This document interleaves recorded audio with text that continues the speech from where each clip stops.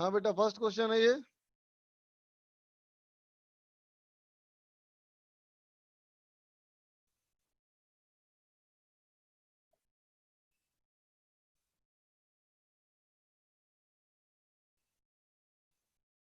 Thank you दक्ष। सवाल कर बच्चा ये वाला।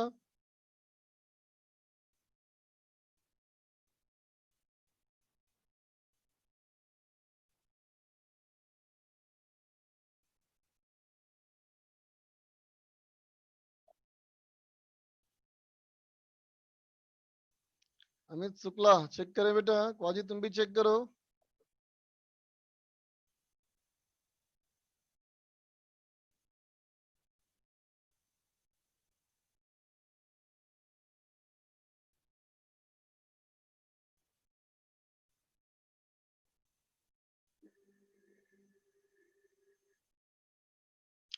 अली गड़बड़ बेटा।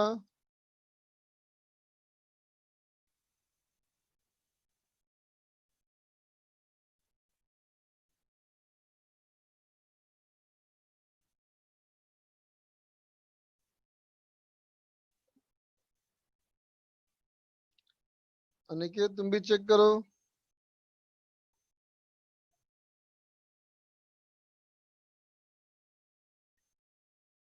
अकरम गलत है।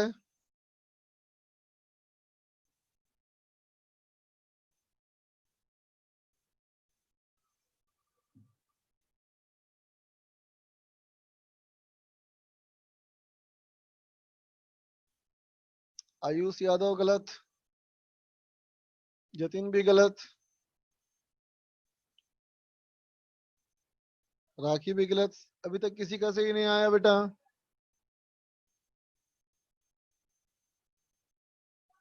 उस्मान गड़बड़ बेटा चेक करो।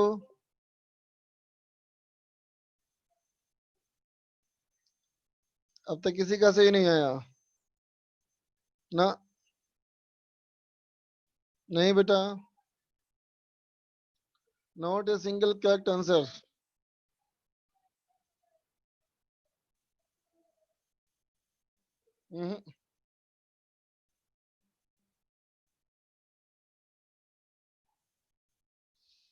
हाँ ये सही आया mister Mathur. Mister Mathur correct. Mister Mathur correct.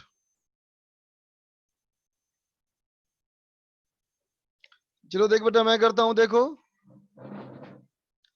तो देखो बेटा गिवन क्वेश्चन में जब तुम इधर वेलोसिटी दोगे बेटा और ये रुकेगा तो क्यों रुकेगा? क्योंकि इसका एक्सीलरेशन जो होगा बेटा ये अपोजिट डायरेक्शन में होगा, है ना। तो देखते बेटा इसका अगर मैं एफबीडी बनाऊं तो कहोगे बेटा ऐसे हो जाएगा एफबीडी 4g, यहाँ हो जाएगा बेटा 10 सेंटी, है ना। और इसके लिए क्या बोलोगे बेटा? ऐसे बोलोगे 10 सेंटी, है ना। और देखो बेटा यूं हो जाएगा इसका mg और यूं हो जाएगा बेटा नॉर्मल, है ना। अब देखो बच्चा जब ये बॉडी हमारा इधर मूव कर रहा होगा, इस तरफ मूव कर रहा होगा, तो फ्रिक्शन यहां से पीछे हो जाएगा। कैसा फ्रिक्शन? काइनेटिक। बोलो बच्चा, है ना। काइनेटिक फ्रिक्शन फोर्स क्या करता है बेटा? तो इंस्टेंटेनियस रिलेटिव वेलोसिटी को अपोज करता है।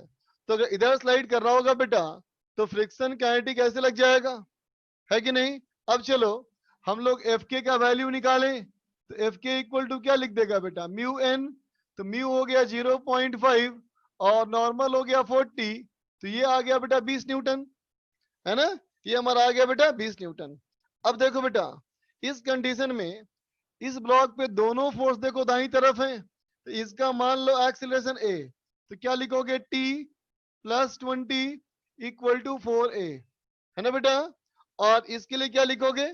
इसके लिए लिखोगे बेटा 4g 4g minus T is equal to 4a। बोल बेटा इसकी वेलोसिटी भले ही दाई तरफ हो बाई तरफ हो लेकिन एक्सीलरेशन बेटा दाई तरफ होगा, है ना।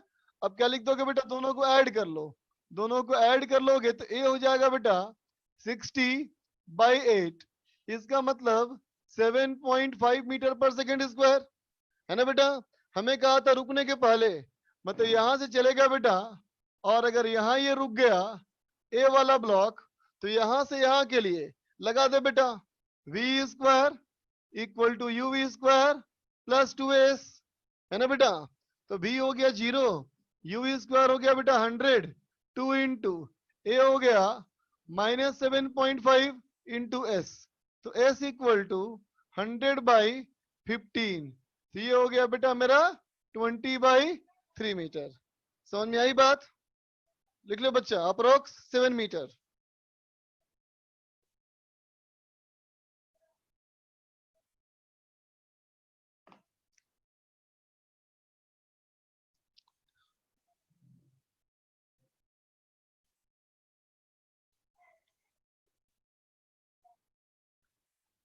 वैष्णवी बोलो। सर हमें ये पूछना था कि जो फ्रिक्शनल फोर्स है वो तो ठीक है ऑपोजिट डायरेक्शन में है, लेकिन अगर ब्लॉक जो है वो आगे की तरफ मतलब बाई तरफ मूव कर रहा है तब भी उसका एक्सेलरेशन जो है दाई तरफ है सर। तुम बताओ, एक्सपेक्ट करके बताओ, यहाँ से बॉडी आगे बढ़ते हुए वेलोसिटी की तुम क्या उम्मीद करती है? वेलोसिटी घट रही होगी या बढ़ रही होगी? स्पीड उस घट रही होगी। तो सर उसके दोनों रीजन हो। हेलो सर आवाज नहीं आ रही। सर आवाज नहीं आ रही। बिल्कुल नहीं आ रहा। अब ठीक है अब आई। मैंने कहा बेटा, स्पीड और एक्सीलरेशन का डायरेक्शन सेम होना चाहिए या अपोजिट? सर फिर बीच बीच में थोड़ी सी धीमी हो जा रही है एकदम। मैंने कहा बेटा, इसकी वेलोसिटी का डायरेक्शन और एक्सेलरेशन का डायरेक्शन सेम होना चाहिए या अपोजिट? अपोजिट भी हो सकता है। अपोजिट भी हो सकता है या अपोजिट ही होगा?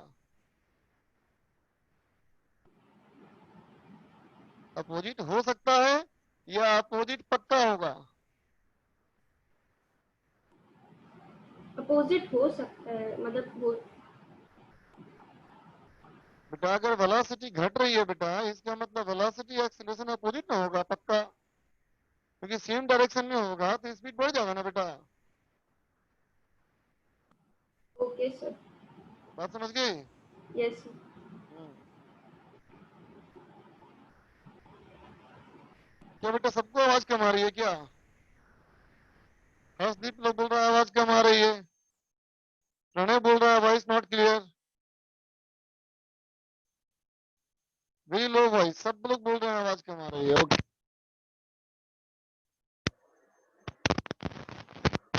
आज दिक्कत ज्यादा है। ओके, देखते हैं बच्चा, रुको।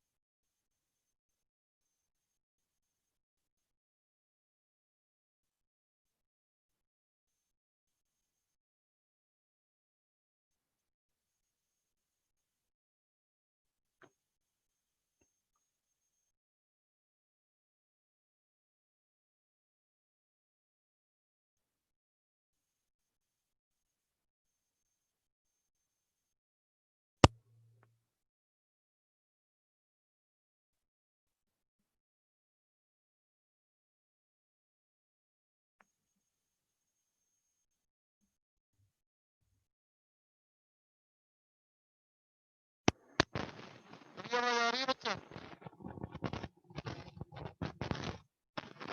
आवाज भी ठीक है? नहीं है?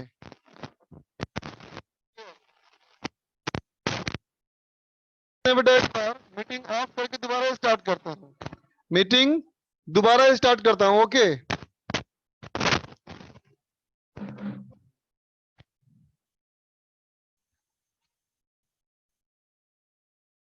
चलो इरेज करता हूँ बेटा, इसको इरेज कर रहा हूँ।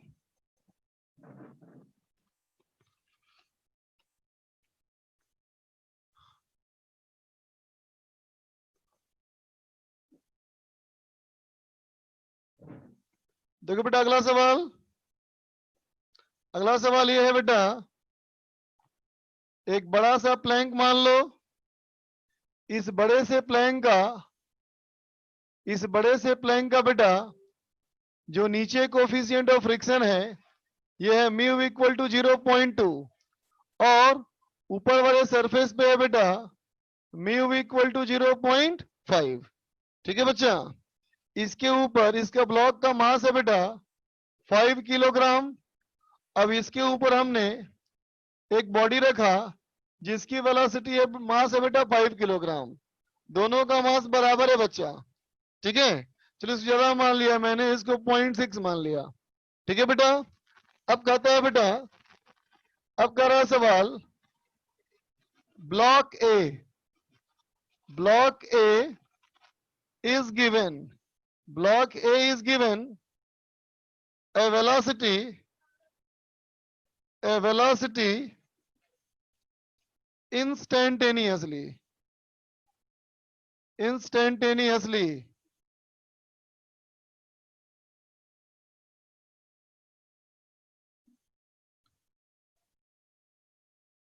instantaneously 10 meter per second, है ना बेटा। what should be minimum, what should be minimum length of plank, है ना बेटा। what should be minimum length of plank, इस प्लैंक की लंबाई कम से कम कितनी होनी चाहिए, है ना। so that the block will not fall on other side। समझो बेटा, जैसे मान लो ये एक हो गया बेटा प्लैंक, देखो बेटा ये हो गया एक प्लैंक, इसके ऊपर है ब्लॉक, है ना बेटा। ठीक है, ऐसे है, इसको मैंने ऐसे दिया वेलोसिटी, ऐसे देखा, यूं दिया वेलोसिटी, अचानक दिया वेलोसिटी, वो टकरा के बाहर चला गया, है ना। तो सवाल कहता है बेटा कि कम से कम वेलोसिटी कितना दिया जाए, कम से कम इसकी लंबाई कितनी होनी चाहिए ताकि ये ब्लॉक उस तरफ ना गिर जाए। ठीक है बेटा, बात समझ गए ना। अब तुमको बेटा यहाँ पे ये भी चेक करना पड़ेगा कि नीचे का म्यू दिया है, ऊपर का म्यू दिया है ना बेटा। तो ये भी चेक करना पड़ेगा तुमको कि ये वाला बॉडी मूव करेगा या नहीं। ठीक है बेटा, चलो ट्राई करो।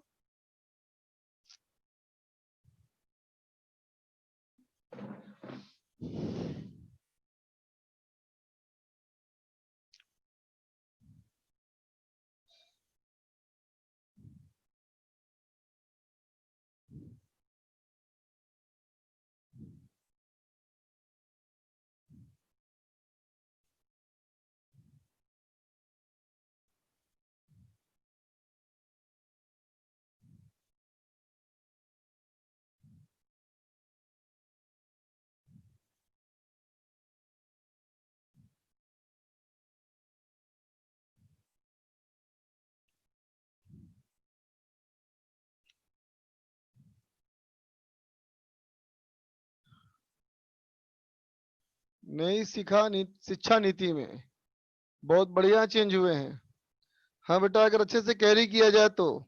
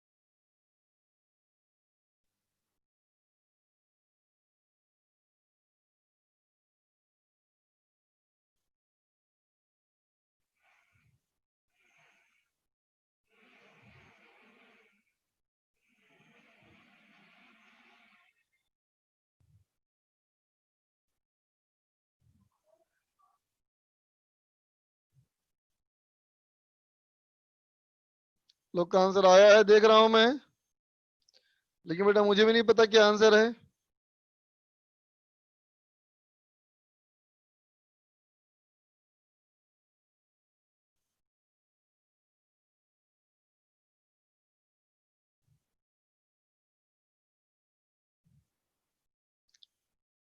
तो चेक करो अपना।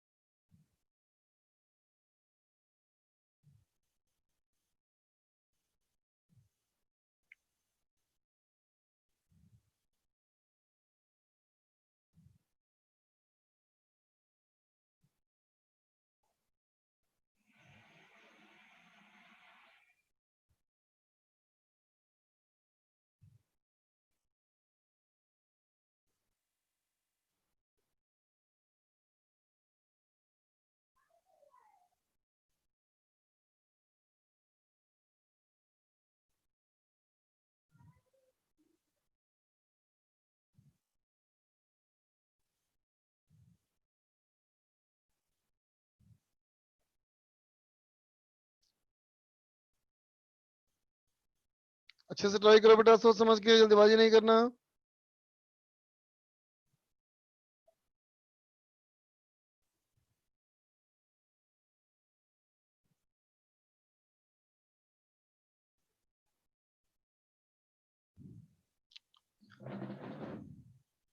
देख बेटा,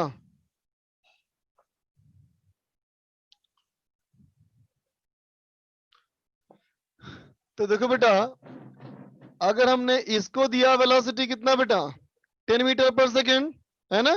तो देखो बेटा, इस सवाल में हमने बेटा इस वाले को दिया वेलोसिटी 10 मीटर पर सेकेंड, इंस्टेंटेनियस ने बेटा। इसको तो इस वेलोसिटी दिया नहीं बेटा, इसको तो स्पीड दिया नहीं, हमने अचानक स्पीड किसको दिया, ऊपर वाले को दिया। ठीक है बेटा। तो गिवन कंडीशन में तो देखो बेटा, ये वाला बॉडी की वेलोसिटी ज्यादा है, इस वाले की वेलोसिटी कम है ना बच्चा। इसका मतलब बेटा, अगर तुम ए की बात करते हो तो कहोगे ए वाले के लिए चूंकि वेलोसिटी आगे है बेटा, तो फ्रिक्शन काइनेटिक पीछे लगेगा। बोलो, फ्रिक्शन काइनेटिक पीछे लगेगा ना बेटा। कितना हो जाएगा ये, तो कहोगे 0.6 इंटू 5 इंटू जी, ये हो जाएगा बेटा 30 न्यूटन, है ना। इसका मतलब बेटा, इसमें अगर एक्सीलरेशन में ए आगे मानू तो फ्रिक्शन बेटा पीछे है ना, फ्रिक्शन पीछे है ना बेटा। इसका मतलब क्या लिखोगे तुम, लिखोगे एफ के is equal to minus M A, है ना बेटा। तो ए इक्वल टू कितना आ गया, -6 मीटर पर सेकेंड स्क्वायर। इसका मतलब बेटा, ऊपर वाले ब्लॉक में 6 मीटर पर सेकेंड स्क्वायर का रिटार्डेशन होगा। ठीक है बच्चा। अब नीचे वाले बॉडी के बारे में सोचो। तो देख बेटा, इस नीचे वाले के बारे में सोचो, तो क्या कहोगे, क्या कहोगे इसके लिए बेटा, इसके लिए कहोगे इस एक्शन फोर्स, इस एक्शन फोर्स का रिएक्शन हो गया बेटा इधर एफ के, बोलो बेटा, और यहां से फ्रिक्शन हो जाएगा बेटा पीछे एफ के डैश, बोलो, यहां से आ गया ना बेटा। इसकी वैल्यू तुम निकाल चुके हो, कितनी है बेटा वो 30। इसका देखो कितना हो जाएगा, तो इसका हो जाएगा बेटा एफ के डैश 0.2। अब देखो बेटा, यहाँ पे जो नॉर्मल होगा ना, ये दोनों की वजह से होगा ना बेटा, तो कितना हो जाएगा ये 10 जी। इसका मतलब बेटा 20 न्यूटन, बोलो, बात समझा ना। तो इसका देख बेटा, इधर हमारा है 20, ये ज्यादा है ना बेटा, ये ज्यादा है तो क्या करोगे, इसका हमारा इधर मान लिया बी एक्सेलरेशन, तो क्या लिखोगे 30 minus 20, 30 minus 20 equal to capital M into B. तो बी इक्वल टू कितना बेटा, 1 मीटर पर सेकेंड स्क्वायर, बोलो बच्चा, 1 मीटर पर सेकेंड स्क्वायर ना बेटा। ये बात समझ में आ गई। तो देखो बेटा, इसका ए और इसका बी निकल गया। अब ध्यान देना, अब लिखोगे बेटा इस केस में, ध्यान देना बेटा, लिखेंगे विथ रेस्पेक्ट टू प्लैंक, है ना बेटा, प्लैंक के रेस्पेक्ट में। प्लैंक के रेस्पेक्ट में। बोलो बेटा रिलेटिव एक्सीलरेशन कितना हो गया? तो कहोगे रिलेटिव एक्सीलरेशन हमारा हो गया बेटा कितना?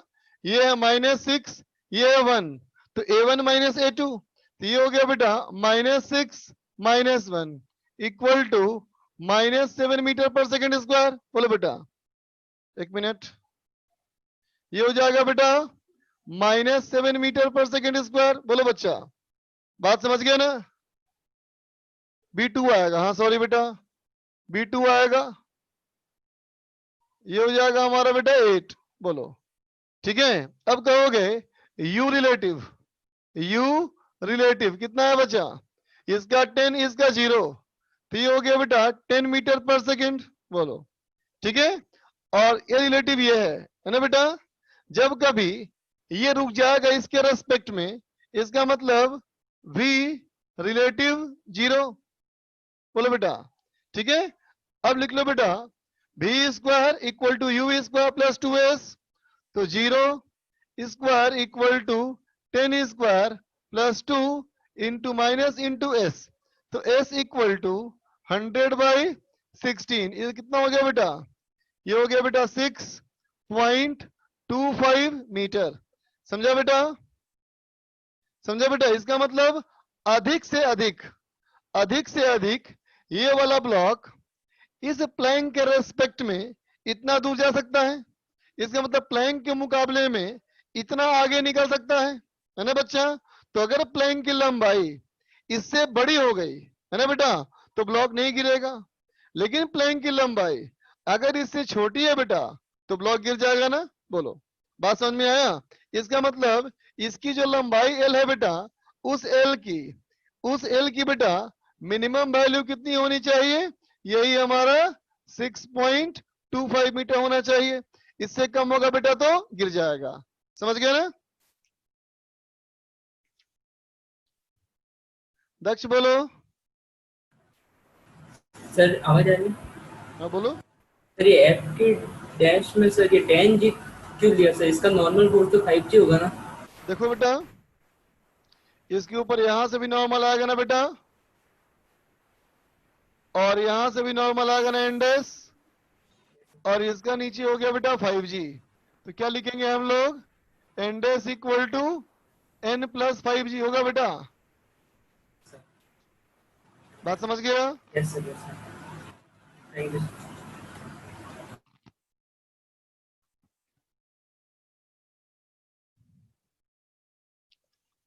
जल्दी नोट कर लो।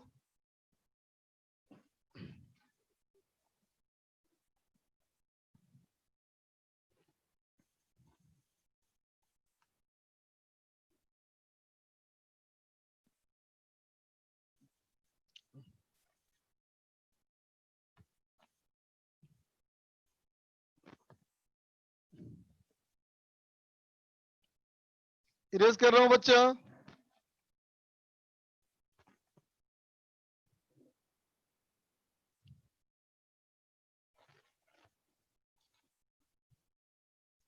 अब आगे बढ़ा जाए। अब देखा जाए बेटा स्टैटिक फ्रिक्शन। अब देखो बेटा स्टैटिक फ्रिक्शन, ठीक है। स्टैटिक फ्रिक्शन क्या बोलोगे?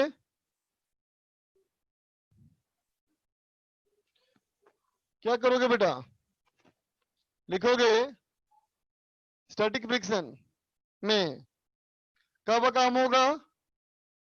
स्टैटिक फ्रिक्शन फोर्स जैसा कि नाम है बेटा, ये कब इस्तेमाल में होगा? तो कहोगे स्टैटिक फ्रिक्शन फोर्स ये इस्तेमाल तब होगा बेटा जब बॉडीज एक दूसरे पे स्लाइड नहीं कर रही होंगी, है ना बेटा? जब वो स्लाइड करना चाह रहा होगा, है ना बेटा? तो क्या बोलेंगे? If the bodies do not slide on one another, है ना बेटा? अगर एक दूसरे बॉडी स्लाइड नहीं कर रहे हो, है ना, then friction during friction is called static friction, ठीक है बेटा, स्टैटिक फ्रिक्शन बोलेंगे इसको, ठीक है बेटा। एंड इट अपोजेस, है ना बेटा, ये अपोज करता है, क्या अपोज करता है बेटा, तो टेंडेंसी ऑफ स्लाइडिंग, समझा बेटा, ये स्लाइडिंग का विरोध नहीं करता, ये स्लाइडिंग का विरोध नहीं करता, ये टेंडेंसी ऑफ स्लाइडिंग का विरोध करता है। मतलब स्लाइड करने चाह रहा होगा बेटा तो स्लाइड करने चाहने से रोकेगा ये, बात समझ में आया बेटा, ठीक है। तो देख बेटा, अगर किसी बॉडी पे तुम फोर्स लगाते हो, है ना, और पहले ये सोचो कि मान लो अगर फ्रिक्शन नहीं होता बेटा, है ना, तो बॉडी मूव करता कि नहीं, तो अगर मान लो बेटा बॉडी में फ्रिक्शन नहीं होता तो मूव नहीं करना चाहता है, इसका मतलब टेंडेंसी ऑफ स्लाइडिंग नहीं है बच्चा, ठीक है। लेकिन अगर रफ सरफेस हो, है ना बेटा, और बॉडी मूव करना चाहता हो और फ्रिक्शन की वजह से मूव नहीं कर रहा हो, तो फ्रिक्शन क्या बोलेगा बेटा, स्टैटिक बोलेगा, समझा बात को, ठीक है। जैसे कि देखो, मान लो यूं कहूं, ध्यान देना बच्चा, जैसे एग्जांपल के तौर पे मैं यूं कहूं बेटा कि इमेजिन कर एक सरफेस है ना बेटा, मान ले ये सरफेस कैसा है बेटा, स्मूथ, इसमें फ्रिक्शन नहीं है, तो बोलो बेटा अगर इस बॉडी को यहाँ पे रख दूं, एक बॉडी को यहाँ पे रख दूं बेटा, तो बॉडी यहां से स्लाइड करेगा या नहीं, बोलो बेटा, एक बॉडी को ऐसे रख के छोड़ दें तो बॉडी स्लाइड करेगा या नहीं करेगा बेटा, नहीं करेगा ना, तो स्लाइड करने की टेंडेंसी नहीं है, स्लाइड करने की टेंडेंसी नहीं है बेटा, है ना। इसका मतलब अगर ये स्मूथ की बजाय रफ हो सरफेस, है ना बेटा, स्मूथ की बजाय अगर हम रफ भी कर देंगे, है ना कि बेटा, तो कहेंगे यहां देखो बॉडी में स्लाइड करने की टेंडेंसी नहीं है, इसका मतलब यहां जो फ्रिक्शन लगेगा बेटा वो स्टैटिक होगा, लेकिन उसकी वैल्यू 0 होगी, अभी इसके ऊपर फ्रिक्शन फोर्स 0 है बेटा, बात समझ गया ना, ठीक है। लेकिन सोचो अगर मैं कहूं बेटा कि ये स्मूथ सरफेस है बेटा, अगर मैं कहूं बेटा ये हमारा स्मूथ सरफेस हो, है ना बच्चा, अब सोचो ये इसके ऊपर ब्लॉक रख दे बेटा और ऐसे तुम फोर्स लगा दो 2 न्यूटन का, तो ये बॉडी स्लाइड करने चाहता है कि नहीं बेटा, स्मूथ सरफेस हो तो बॉडी स्लाइड करेगा या नहीं बेटा, अब तो स्लाइड करेगा ना बेटा, है ना। अब तुम क्या कहोगे कि अगर ये सरफेस क्या होता है बेटा, रफ होता, अगर ये सरफेस बेटा रफ होता है ना, और इस बॉडी पे हम ऐसे फोर्स लगा रहे होते बेटा 2 न्यूटन का, और बॉडी फिर भी होता रेस्ट में, और बॉडी हमारा फिर भी होता रेस्ट में, तो बोलते बेटा अभी फिर फ्रिक्शन लगेगा, है ना, अभी कैसे लगेगा फ्रिक्शन, तो कहोगे फ्रिक्शन ऐसे लगेगा इस पे, है ना बेटा, और ये स्टैटिक फ्रिक्शन की वजह से ये बॉडी मूव नहीं कर पाया, इसका मतलब अभी हमारा स्टैटिक फ्रिक्शन की वैल्यू होगी कितनी बेटा, 2 न्यूटन होगी, बात समझे ना, ठीक है।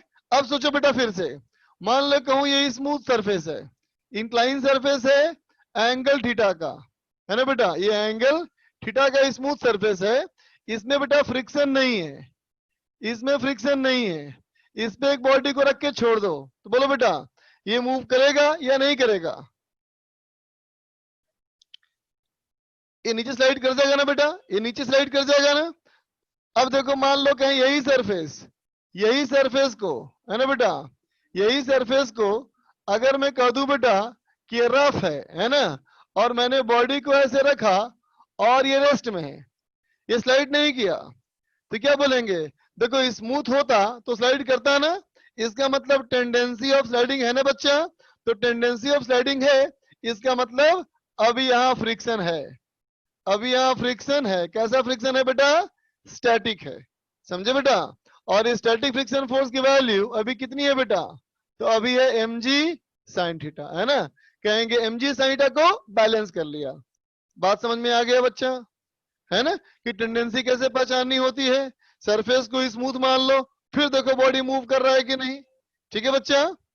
अब देखो बेटा अगला कॉन्सेप्ट, बोलो बेटा अगर यहाँ पे फोर्स मैं लगाया होता 3 न्यूटन, तो ये कितना होता, ये होता 3 न्यूटन।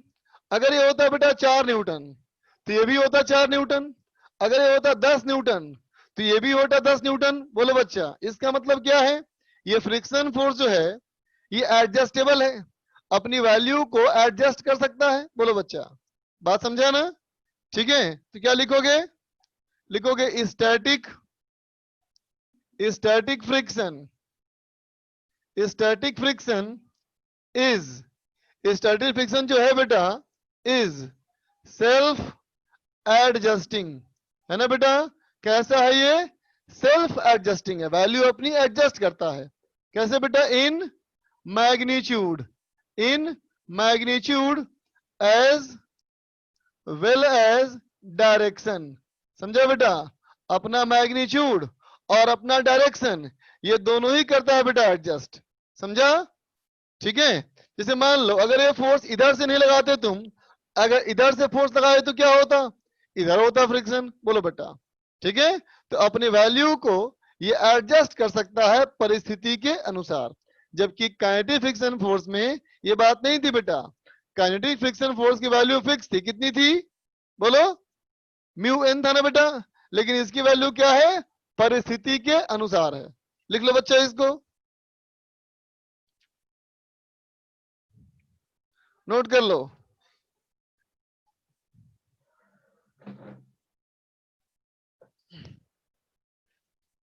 अनिकेत पूछ रहा है इसमें काइनेटिक फ्रिक्शन फोर्स नहीं लगेगा।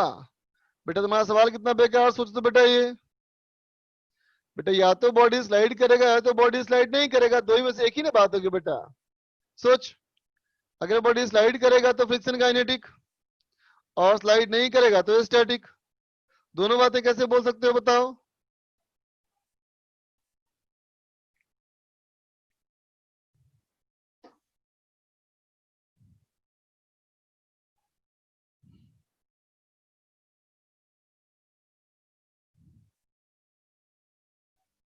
लिख लो बेटा।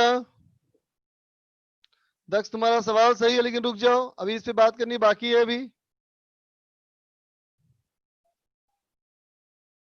हाँ, बॉडी रेस्ट मत सोचो, ये सोचो स्लाइड नहीं कर रही, रेस्ट मत याद करो। याद ऐसे करो कि बॉडी स्लाइड नहीं कर रहा है, रेस्ट भी हो सकता है बेटा। और अगर दोनों सरफेस का वेलोसिटी सेम हुआ तो भी हो सकता है ना।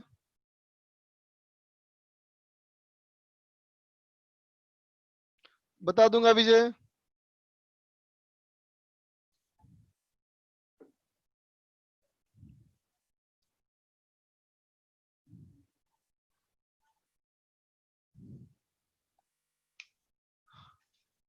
लोकेश वेट कर लो, तुम्हारा स्टेटमेंट सही है लेकिन वेट कर लो 1 मिनट।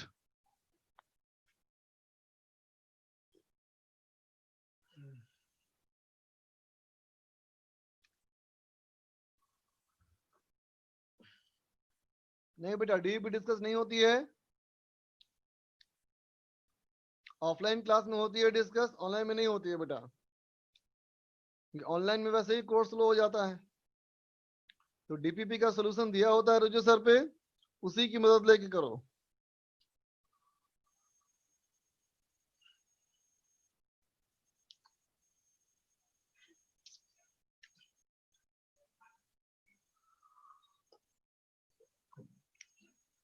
अनिकेत नो रेंज, इसकी वैल्यू कुछ भी हो सकती है बच्चा।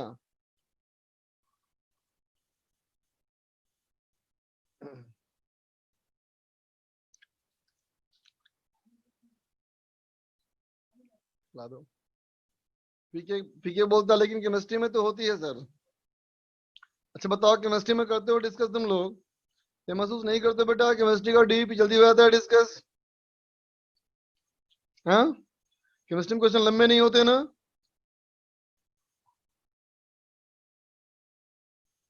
हमने क्या 10 क्वेश्चन लेंगे ना बेटा, अगर तो आधे घंटे चला जाएगा उसमें।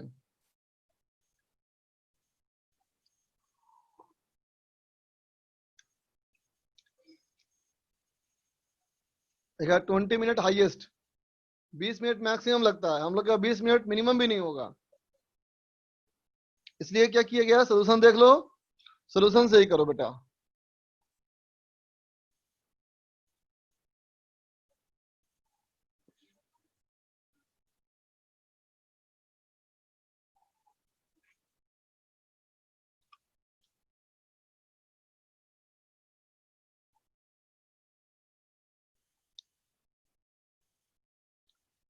नोट्स का रिवीजन।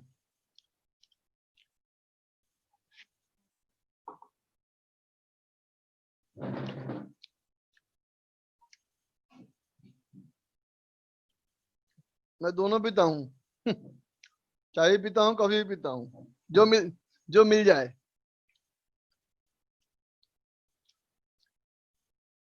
देखो बच्चा,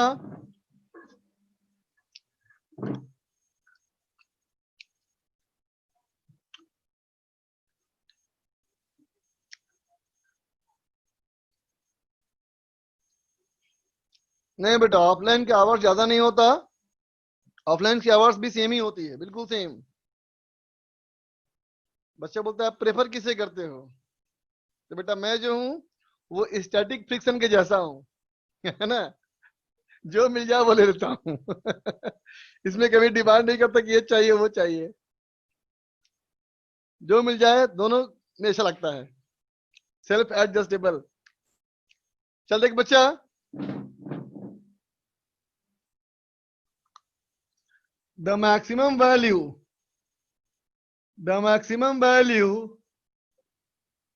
up to which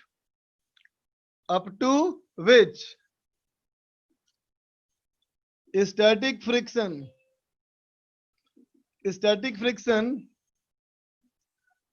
adjusts is called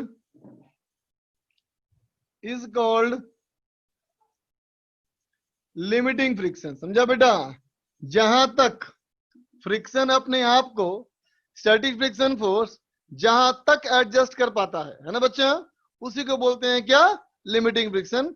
उससे ज्यादा एडजस्ट नहीं कर सकता। समझे ना बेटा, फ्रिक्शन जिस सीमा तक एडजस्ट कर पाता है बेटा उसको बोलेंगे लिमिटिंग फ्रिक्शन, उससे ज्यादा एडजस्ट नहीं कर सकता, है ना बच्चा।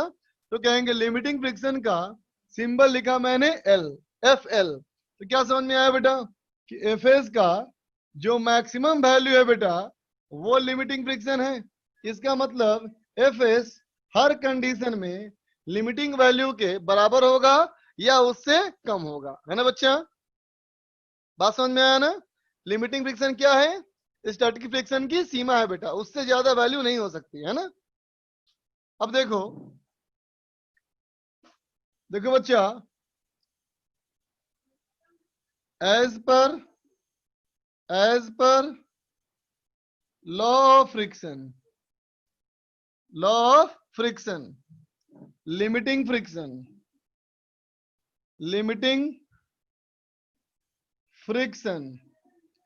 is डायरेक्टली प्रोपोर्शनल, है ना बच्चा। ये क्या है, डायरेक्टली प्रोपोर्शनल है ना बेटा, to normal force at the same contact, है ना बच्चा, एट द सेम कांटेक्ट, है ना, जिस पॉइंट पे नॉर्मल बेटा उसी पॉइंट का फ्रिक्शन। ठीक है, तो अकॉर्डिंग टू लॉ, जैसे कि फ्रिक्शन का लॉ कहता है बेटा, है ना, कि F limiting is directly proportional to normal. तो एफ लिमिटिंग इक्वल टू म्यूवेस हो गया भाई कांस्टेंट, है ना, इनटू एन। ठीक है, म्यूवेस हमारा क्या है, तो कहोगे कोफिशिएंट ऑफ स्टैटिक फ्रिक्शन, है ना बेटा, कोफिशिएंट ऑफ स्टैटिक फ्रिक्शन बोलेंगे बेटा। ठीक है, बात समझा ना।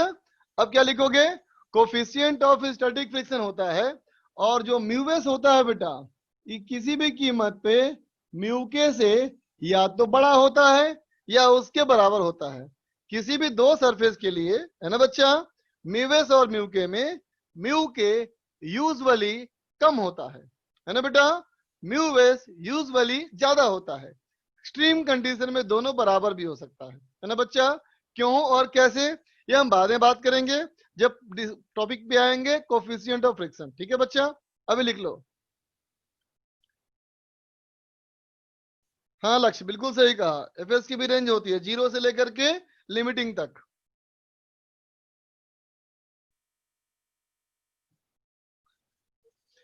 ठीक है बच्चा, जैसे कि मान लो अगर मैं कहूं कि अज्यूम करो बेटा एक सरफेस, इस सरफेस पे कोई ब्लॉक रखा है बच्चा, इस ब्लॉक पे तुम फोर्स एफ लगाया, इस ब्लॉक पे तुम फोर्स एफ लगाया बेटा, है ना, और तुम ये जानना चाहते हो कि ये स्टैटिक फ्रिक्शन की वैल्यू अप्लाइड फोर्स एफ के साथ कैसी बढ़ेगी, है ना बेटा।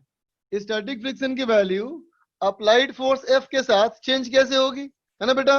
जैसे सोच, मान ले बेटा, इमेजिन कर लिया कि मान लो यहाँ पे लिमिटिंग फ्रिक्शन फोर्स की वैल्यू, मान लो लिमिटिंग फ्रिक्शन फोर्स की वैल्यू ये है बेटा 20 न्यूटन, और काइनेटिक की वैल्यू बताओ क्या लेंगे, 20 से ज्यादा लेंगे या 20 से कम लेंगे, बोलो बेटा। काइनेटिक की वैल्यू 20 से ज्यादा लूं या कम लूं, कम ना बेटा। चलो मान लेते हैं इसको हम 16 न्यूटन, ठीक है बच्चा, एज्यूम करो। तो अब बताओ, अगर मैं फोर्स यहाँ पे लगाऊंगा बेटा 2 न्यूटन, तो बॉडी मूव करेगा या नहीं, बोल बच्चा, नहीं मूव करेगा ना। इसका मतलब एफ अगर बेटा 2 न्यूटन होगा तो फ्रिक्शन भी 2 न्यूटन होगा बेटा, बोल, ये बात समझा ना, ठीक है, बॉडी मूव नहीं करेगा। अगर मैं कर दूंगा बेटा 3 न्यूटन तो भी मूव नहीं करेगा, कर दूंगा 4 न्यूटन तो भी मूव नहीं करेगा, 5 कर दूंगा तो भी मूव नहीं करेगा, है ना बच्चा, बोलो। लेकिन ऐसा कब तक चलेगा, ऐसा कब तक चलेगा, 20 तक, लिमिटिंग तक ना बेटा, 20 तक ना। तो 20 तक क्या होगा, जितना तुम फोर्स लगाओगे उतना ही स्टैटिक फ्रिक्शन फोर्स का वैल्यू होगा। तो ग्राफ कैसे होगा बेटा, स्ट्रेट लाइन, ग्राफ जाए कैसे बेटा, स्ट्रेट लाइन, है ना बेटा।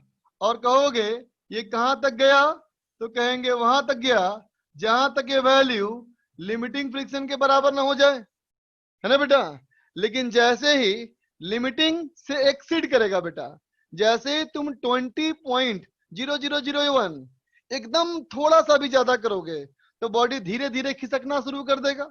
जैसे ही खिसकना शुरू करेगा तुरंत फ्रिक्शन क्या हो जाएगा बेटा, काइनेटिक, तुरंत हमारा फ्रिक्शन क्या हो जाएगा, काइनेटिक। अचानक ये फ्रिक्शन की वैल्यू लिमिटिंग से घट करके हो जाएगी बेटा काइनेटिक, है ना। लिमिटिंग से घट करके ये फ्रिक्शन बेटा अचानक हो जाएगा काइनेटिक। मतलब ग्राफ यहाँ पे क्या होगा बेटा, डिसकंटिन्यूअस, ठीक है। और 20 से आ जाएगा 16 पे, है ना बेटा। और अब जब बॉडी फोर्स बढ़ाते जाओगे बॉडी स्लाइड करता जाएगा, बॉडी स्लाइड करता जाएगा, और काइनेटिक फ्रिक्शन फोर्स की वैल्यू अब हो जाएगी बेटा कांस्टेंट। अब काइनेटिक फ्रिक्शन फोर्स की वैल्यू नहीं बदलेगी बेटा, समझ में आया ना, ठीक है। पहले लीनियरली बढ़ेगा स्ट्रेट लाइन में, पहले बेटा ये लीनियरली बढ़ेगा, है ना, और फिर अचानक फ्रिक्शन की वैल्यू घटेगी बेटा, और वो बॉडी वहां से फ्रिक्शन फिर काइनेटिक हो जाएगा कांस्टेंट। लिख लो, इज एफ के a particular value for a moving body, yes बेटा, यस। हालांकि एक्चुअली ये कांस्टेंट नहीं होता है ना, लाइट वेरी करता है, लेकिन हम लोग बेटा हर जगह कांस्टेंट ही मान के चलेंगे, है ना। 16 पर क्या होगा, 16 पे क्या होगा बेटा, कुछ नहीं, यहां होगा। अगर 16 यहां से आए हो बढ़ते हुए तो बॉडी मूव नहीं करेगा, स्टैटिक फ्रिक्शन फोर्स रहेगा 16।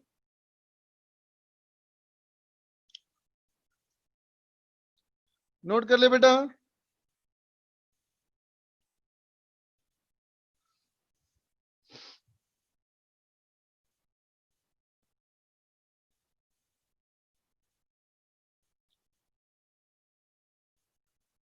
बात करेंगे इस पर, वेट कर लो इसके बारे में।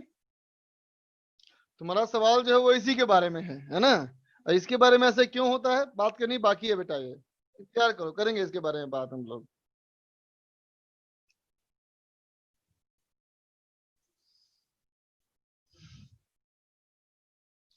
हाँ बेटा, सडन चेंज होगा ना तो ग्राफ तो ब्रेक होगा ही होगा, है ना बेटा।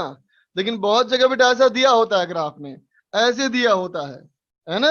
लेकिन ऐसा दिया होता है इसका मतलब क्या हो गया कि एक ही फोर्स पे बहुत सारे फ्रिक्शन की वैल्यू ना, ये संभव तो नहीं ना बेटा, फ्रिक्शन को एक ही ना होगा, इसलिए ये ग्राफ यहाँ ज्वाइन नहीं होना चाहिए बेटा, है ना।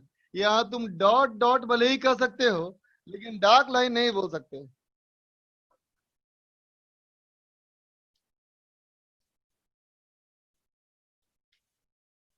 पहले 16 लगाने पे नो मूवमेंट है ना बेटा, लेकिन बढ़ते बढ़ते तुम 20 चले गए, 20 के बाद 21 चले गए, 22 हो गया, मूव किया, अब साइड करना शुरू कर दिया। अब 21 से 20, 20 से 19, 18, 17, 16 करोगे ना तो बॉडी मूव करता रहेगा, है ना, और फ्रिक्शन 16 ही रहेगा, है ना बेटा।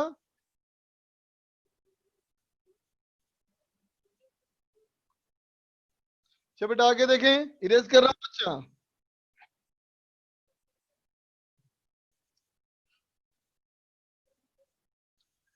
तो देख बेटा, इस बात में बहुत सारे बच्चे कंफ्यूज रहते हैं कि लिमिटिंग का मतलब क्या। तो कहना लिमिटिंग वो है जहां तक बॉडी मूव नहीं करेगा। जैसे सवाल में पूछा जाए, बताओ मैं अधिक से अधिक कितना फोर्स लगाऊंगा कि बॉडी मूव नहीं करेगा, तो आंसर क्या, 20, है ना बेटा। और बोलूं बताओ कम से कम कितना फोर्स लगाऊं कि बॉडी मूव कर जाए, तो फिर क्या होगा, 20। 20 वो फोर्स है बेटा जहां तक मूव नहीं किया और जहां के आगे मूव करेगा। 20 इज क्रिटिकल वैल्यू, है ना बच्चा। क्वेश्चन देखो,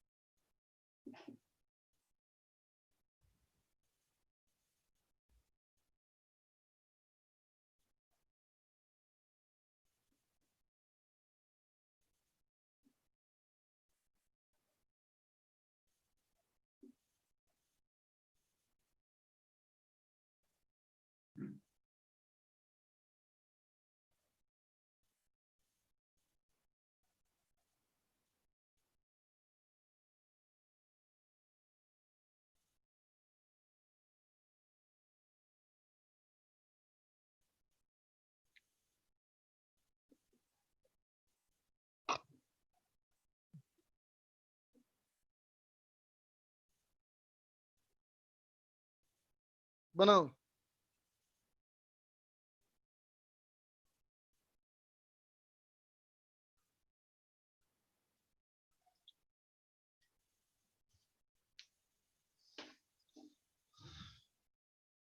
शिवम इक्वल टू कर लो,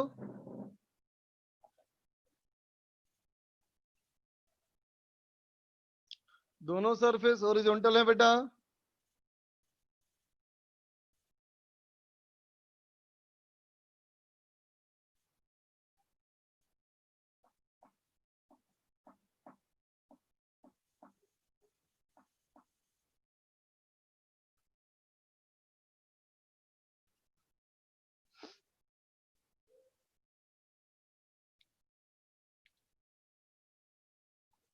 रुको नहीं, बनाते जाओ।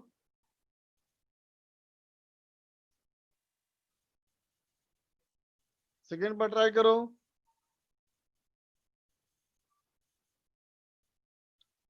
नवदीप का दोनों हो गया, लेकिन नवदीप तुम सेकंड जा चेक करो तो एक बार बेटा। नवदीप सेकंड चेक करो।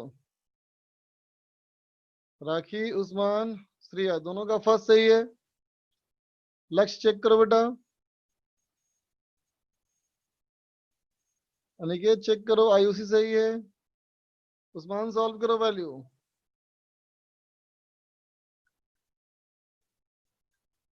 अब नहीं बोल रहा मैं किसका सही किसका गलत। F4 से बेटा निकालना है F की वैल्यू।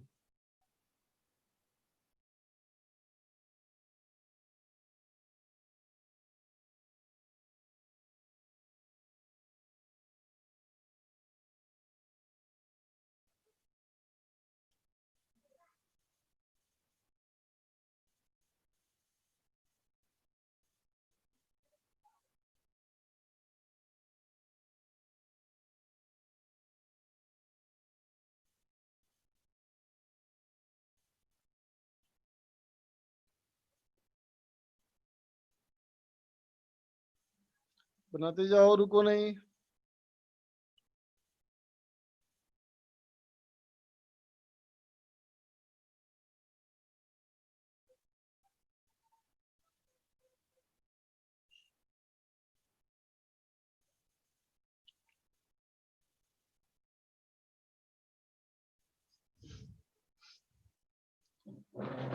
चलो देखो बच्चा,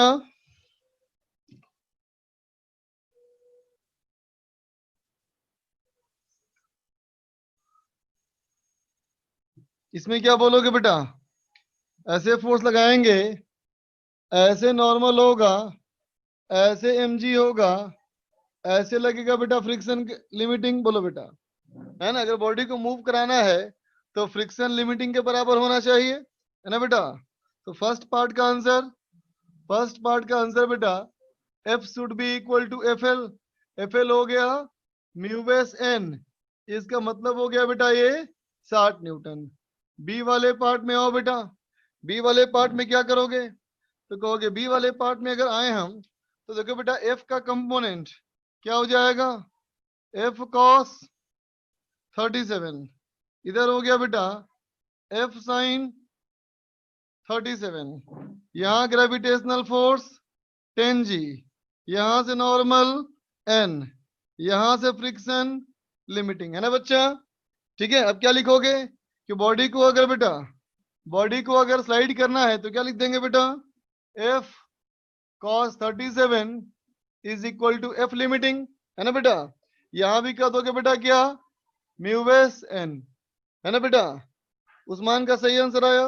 देखो बच्चा, तो क्या हो जाएगा ये हो जाएगा 4f/5 equal to 0.5 into normal बेटा, तो normal plus F sine 37 equal to M G, तो नॉर्मल क्या हो जाएगा बेटा? ये हो जाएगा एम जी, हो गया बेटा कितना? 100 माइनस ये हो जाएगा 3f/5, है ना बेटा? f साइन 37, तो ये कितना हो गया? ये हो गया 0.8f equal to 50 minus 0.3f, इसका मतलब बेटा f इक्वल टू 500/11 न्यूटन। समझ गए बेटा? समझ गए? अब देखो सी पार्ट में क्या कहता है बेटा? सी पार्ट का क्वेश्चन ये है कि सरफेस हॉरिजॉन्टल, ये हो गया बेटा बॉडी, म्यू हो गया 0.75, म्यू की वैल्यू 0.75, है ना? और चलो इस बार तुमको मैंने दिया कि म्यू एस और म्यू के दोनों बराबर है, तिरछा क्यों हो जा रहा है यार? म्यू एस और म्यू के की वैल्यू बराबर है बेटा, ठीक है?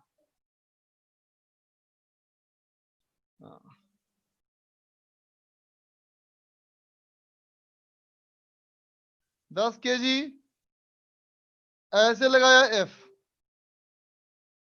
थीटा ये लिया, तुम्हें देखना है क्या? फॉर ऑल थीटा, थीटा तुम्हें जो चूज करने का मन है चूज करो, लेकिन फोर्स कम से कम होना चाहिए। चलो बनाओ।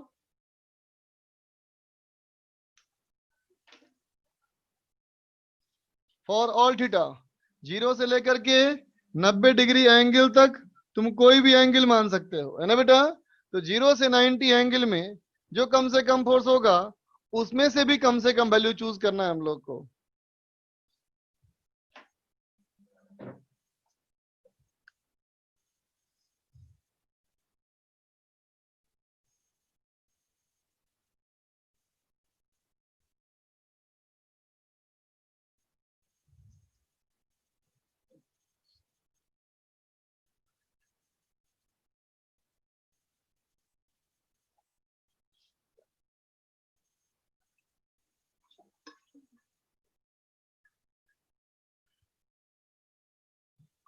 लोकेश का आंसर आया गलत, उज्जवल भी गलत।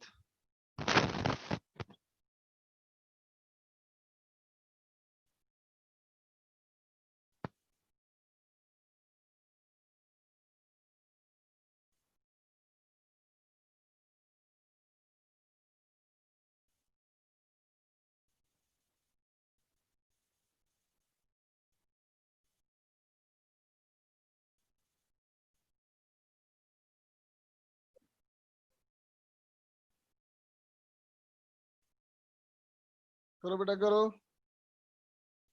उस्मान तुम्हारा सही लग रहा है बेटा ये तो।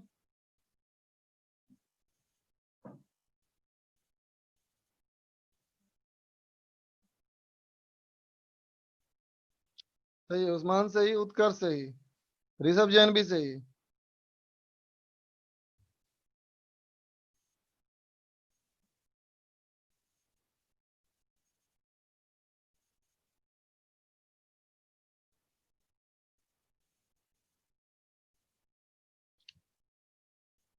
बाकी लोग का गलत है बेटा।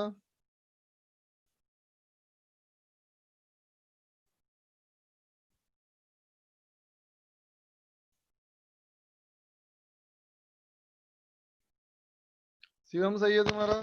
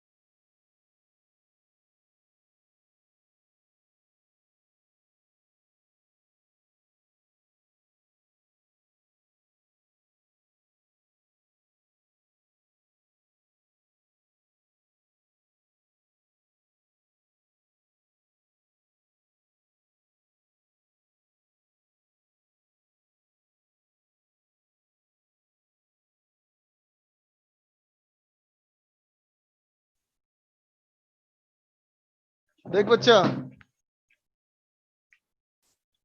देख बेटा, सी वाले केस में, सी वाले केस के देखो बच्चा, कहोगे कि इस एफ का बेटा कंपोनेंट ऐसे हो जाएगा एफ कॉस थीटा, इधर हो गया बेटा एफ साइन थीटा, ये हो गया नॉर्मल, ये हो गया mg, इधर लगेगा बेटा फ्रिक्शन, है ना? तो क्या लिखोगे?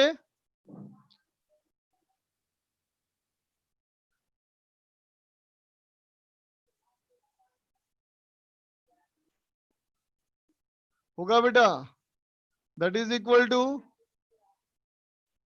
Mu of mg minus F sine theta, होगा बेटा।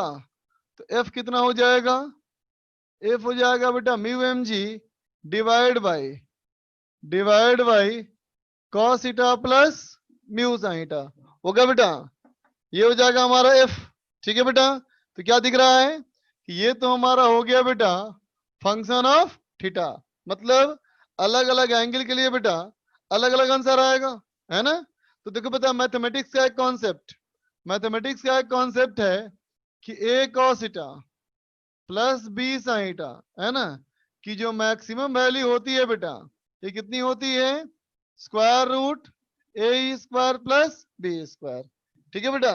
और ऐसा कब होता है? फिर होता है at tan theta is equal to B by A, है ना बेटा। tan theta equal to B by A होगा बेटा, तो ये वैल्यू हमारी क्या होगी, मैक्सिमम होगी, है ना बेटा। तो देखो अगर इस कॉन्सेप्ट को हम लोग यहाँ इस्तेमाल कर ले मैथमेटिक्स का कॉन्सेप्ट बेटा, तो एफ का मिनिमम वैल्यू क्या हो जाएगा, एफ मिनिमम करने के लिए इसको मैक्सिमम करना पड़ेगा, तो ये वैल्यू पुट कर लेंगे, तो जाएगा mu M G divide by 1 plus mu V square, ये आ जाएगा बेटा 60 न्यूटन। ठीक है, लिख लो।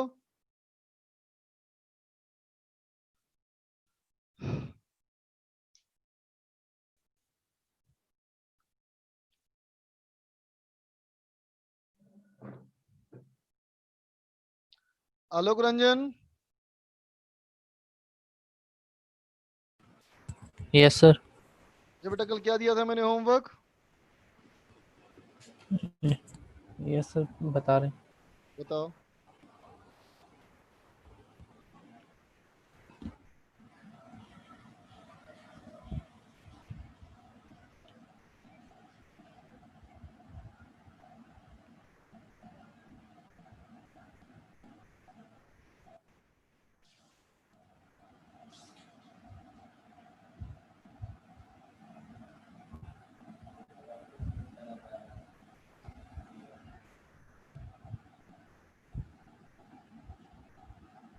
यस सर, एक्सरसाइज 1 कंप्लीट करने के लिए बोले थे और एक्सरसाइज 2 में 1 to 5 का था sir.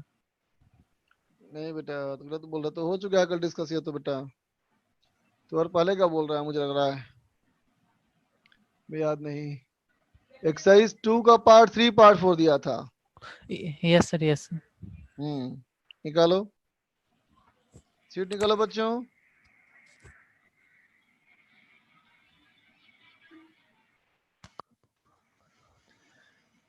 Part 3 complete and part 4 complete. Newton's law of motion, exercise 1, exercise 2 part 3 part 4।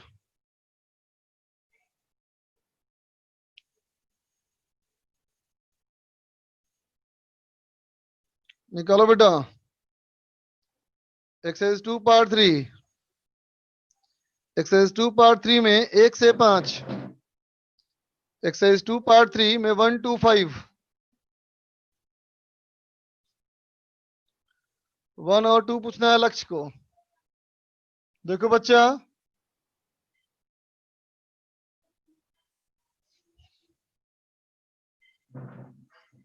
लक्ष्य क्वेश्चन नंबर 1 देख बच्चा, क्वेश्चन नंबर 1 कहता है बेटा कि in the system shown in the figure m1 is more than m2, system is held at rest by thread bc just after bc is burnt, bc को जैसे ही burn करेंगे तो क्या होगा, है ना बच्चा। तो देख बेटा b2c का थ्रेड जो है ना, उसको बर्न करने पे क्या होगा, तो ऐसा कर कि जब रस्सी लगी है बेटा तो सब पे टेंशन निकाल ले, है ना। जब सब पे टेंशन निकाल लोगे, है ना, उसके बाद सोचना कि एक रस्सी को कट कर दिया, एक रस्सी कट कर दिया बेटा, तो स्प्रिंग की लंबाई में परिवर्तन नहीं हुआ, तो स्प्रिंग का फोर्स सेम रह जाएगा बेटा, है ना।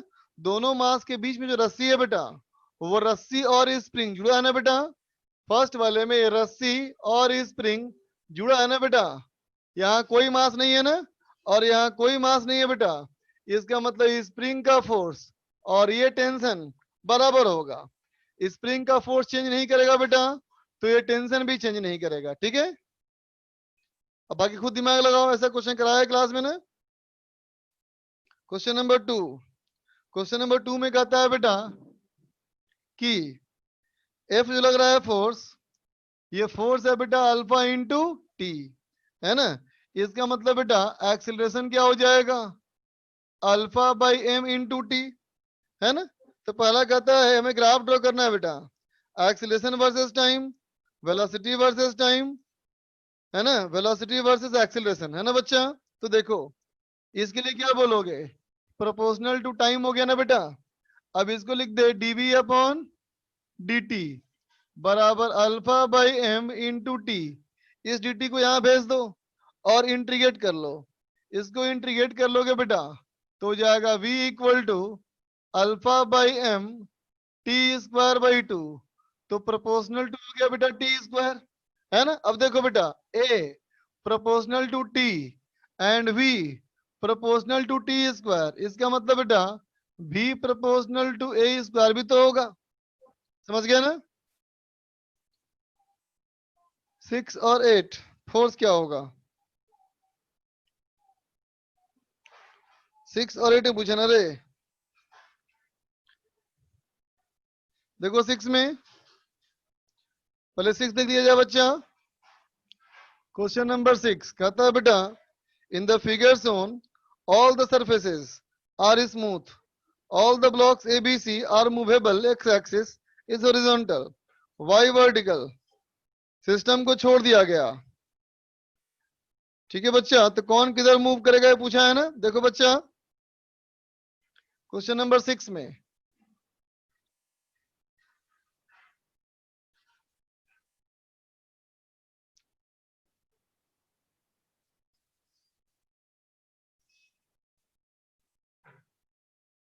ठीक है बच्चा, ऊपर का बॉडी ए, नीचे का बी, ये बी और ये सी, है ना बेटा। तो देखो तो अगर हम ए का बनाए ए बी डी, अगर मैं ए का बनाऊं बेटा ए बी डी, तो बोलोगे ना ऐसे एम जी और ऐसे एन। देख बेटा क्वेश्चन में ये नहीं लिखा है किसके रेस्पेक्ट में, है ना। तो मैंने सोचा ग्राउंड के रेस्पेक्ट में, तो ऐसे एन बेटा और ऐसे एम जी लगेगा, है ना। अब देख बच्चा इस वाले की बात करो, इस वाले की बात करोगे बेटा तो क्या हो जाएगा इसके लिए, बी के लिए ये हो जाएगा बेटा ग्रेविटेशनल, ये हो गया एक्शन का रिएक्शन, है ना। और यहां से बेटा आएगा नॉर्मल, मान ले इसको एंडस, बोलो बच्चा, ठीक है। ठीक है बेटा, अब इसके लिए नहीं बेटा पार्ट 2 नहीं हुआ डिस्कस, अभी करेंगे डिस्कस। देखो बच्चा आगे, अब इसके लिए बात करो सी वाले के लिए, तो कहोगे बेटा एक्शन का हो जाएगा ये रिएक्शन, ये हो जाएगा बेटा ग्रेविटेशनल फोर्स, ये हो जाएगा बेटा normal force in double dash, ठीक है। अब देखो बेटा इस फोर्स का कंपोनेंट एक ऐसे आएगा और एक ऐसे आएगा, है ना, ठीक है। तो एक क्लियर हो गया ना बच्चा कि ये वाला बॉडी जब मूव करेगा तो इधर ही होगा इसका एक्सीलरेशन सी, है ना बेटा। जबकि इसका देख इस वाले फोर्स का बेटा एक ऐसे कंपोनेंट आएगा और एक ऐसे कंपोनेंट आएगा, इसका मतलब इस बॉडी में एक ऐसे भी एक्सीलरेशन होगा बेटा और एक ऐसे भी एक्सीलरेशन होगा, बोल बेटा बी वाले का दोनों एक्सीलरेशन होगा, एक्स में भी होगा और वाई में भी होगा। लेकिन यहां देखो बेटा सारा फोर्स वर्टिकल है, हॉरिजॉन्टल में कोई फोर्स नहीं, इसका मतलब इसका एक्सीलरेशन जब भी होगा तो नीचे की ओर होगा, ठीक है बच्चा। अब चलो ऑप्शन चेक करें। पहला option acceleration of A relative to ground is in negative Y direction, तो हमारा ए ऑप्शन सही हो गया। अब बी देखो, बी कहता है acceleration of A relative to B is in positive X direction. तो देख बच्चा अगर इन दोनों का बारे में सोचो बेटा तो बोलोगे ना वेज कांस्टेंट, मतलब सरफेस के परपेंडिकुलर दोनों का सेम एक्सीलरेशन बच्चा, इसका मतलब ए और बी वाई बराबर है बेटा वेज कांस्टेंट, है ना। अब इसका एक्सीलरेशन इसके रेस्पेक्ट में, है ना बच्चा, तो वाई तो दोनों सेम ही है बच्चा, तो वाई पे ध्यान मत दो।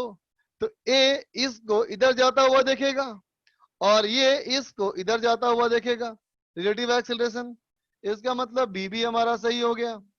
सी देखो बच्चा acceleration of B relative to ground along the inclined surface of C वाले में sorry, the horizontal acceleration of B relative to ground is in negative x direction, इसका acceleration horizontal direction में negative x है, तो सही है ना बेटा ये, ठीक है ना बेटा। डी देखो acceleration of B relative to ground directed along the inclined surface, देख तो बच्चा अगर तुम inclined surface के पैरेलल देखोगे बच्चा, है ना, तो देखो बेटा इन दोनों का कंपोनेंट आएगा ना इधर, तो क्या लिख दोगे M G plus N sine theta, तो साफ दिख रहा है बेटा ये तो एम जी साइन थीटा से बड़ा फोर्स है, एम जी साइन थीटा से बड़ा फोर्स है बेटा, तो एक्सेलरेशन जी sin θ से बड़ा होगा।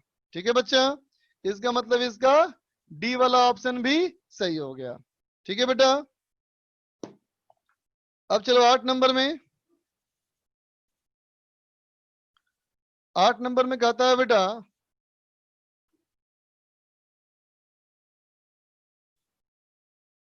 क्वेश्चन नंबर 8 में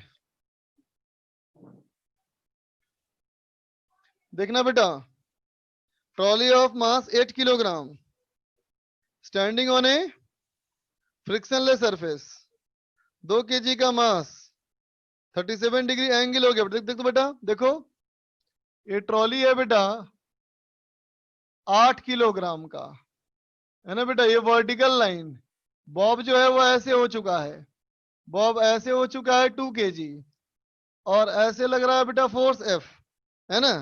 और एंगल हमारा है बेटा 37 डिग्री, ये हमारा एंगल है बेटा 37 डिग्री, है ना। तो कहता है बताओ कि फोर्स क्या होगा, एक्सीलरेशन क्या होगा, टेंशन क्या होगा, यही सब पूछा है ना बेटा। तो देखो बेटा, अगर ये एंगल कांस्टेंट है, अगर ये एंगल कांस्टेंट है मतलब दोनों साथ साथ जा रहा है, दोनों साथ साथ जा रहा है बेटा, तो F इक्वल टू 10A, क्योंकि साथ में जाएगा ना। बात समझा। अब बेटा किसी एक की बात करो, इसकी बात करो, है ना।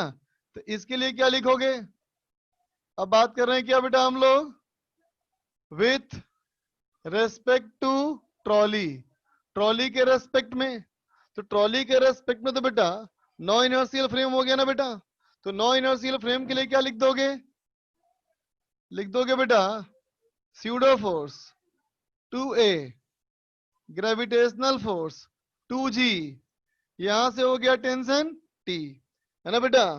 ये एंगल 37 डिग्री, तो T का कंपोनेंट T cos 37, इधर कंपोनेंट T sin 37 होगा बच्चा। अब ऊपर नीचे बैलेंस कर लो तो T निकल जाएगा, इसको बैलेंस कर लो तो A निकल जाएगा, A को यहां पुट करो F निकल जाएगा। ठीक है। 9 नंबर दीपक को पूछना है, a particle is found to be at rest when seen from a frame S1। ठीक है बच्चा, कहता है कोई पार्टिकल को रेस्ट में देखा गया इन ए फ्रेम S1। देख बेटा क्वेश्चन नंबर 9 में उस पार्टिकल के बारे में कुछ दिया नहीं है बेटा, वो पार्टिकल वास्तव में कैसे मूव कर रहा है ये पता ही नहीं। तो देखो बेटा, ये मान ले कि ये पार्टिकल है ना बेटा, ये हमारा पार्टिकल है। मान लेता हूं मैंने बेटा कि इसकी वेलोसिटी v और इसका एक्सीलरेशन a, है ना बेटा।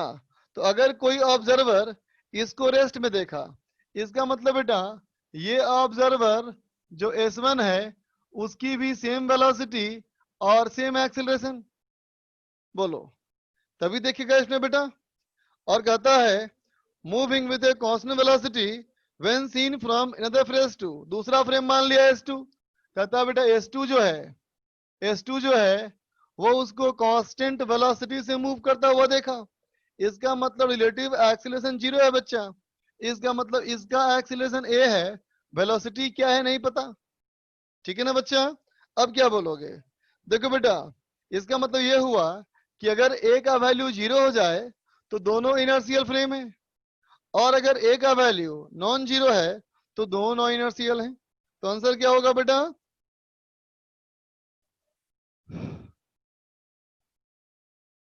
A और B। ठीक है बेटा, A और B। 11 पूछना है दक्ष को। देखो बेटा 11 में 11 नंबर कहता है इफ द पुली जा रहा है u स्पीड से, है ना बच्चा, तो A और B में क्या रिलेशन होगा। देखो तो बच्चा, इस वाले की वेलोसिटी ऐसे, इसकी मान ले मैंने VB, है ना बेटा, ये है पुली, और इस वाले पॉइंट की वेलोसिटी है ऐसे VA, और ऐसे इसकी वेलोसिटी U। तो देख बेटा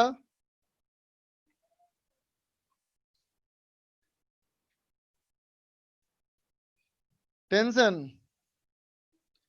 यहां से टी, यहां से टी, यहां से टी, यहां से टी होगा बच्चा।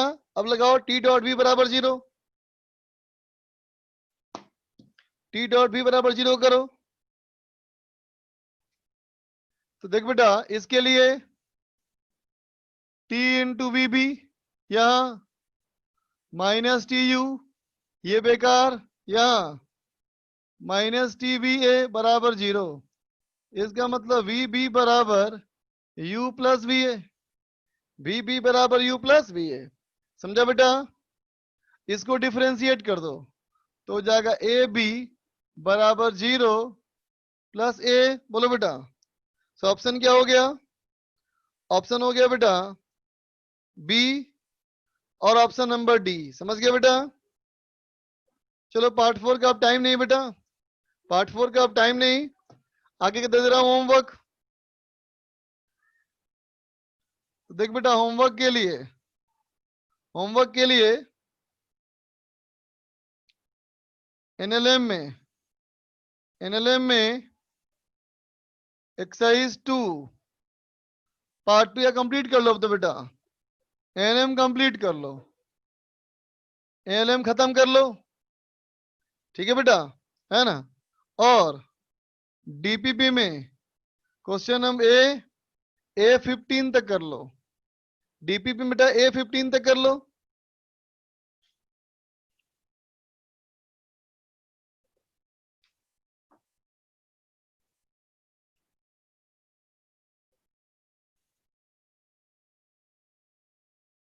चलो इतना ही बच्चा, बाय। नहीं पार्ट 2 नहीं हुआ डिस्कस बेटा, कल करेंगे।